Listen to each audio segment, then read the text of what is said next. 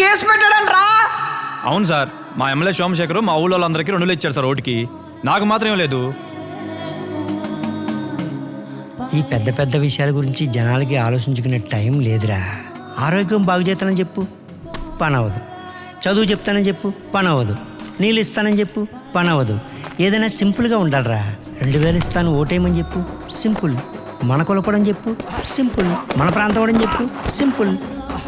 పోనీ ఇవన్నీ కాదు, ఆ 2,000 కాకుండా ఈ పనులన్నీ చేస్తానంటే ఎవడైనా ఓటేస్తాడా?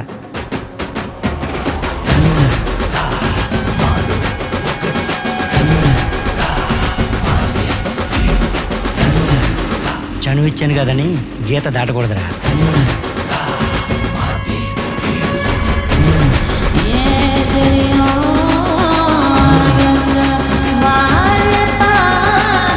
అరకొర నీళ్ళు వస్తాయి, అయితే అయితే జబ్బులు వస్తాయి తెలియదు.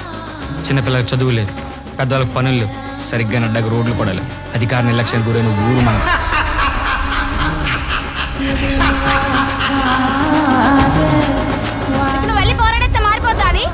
మారుద్దాం. నేను పోరాడేది ఈ కుల వివక్షతో.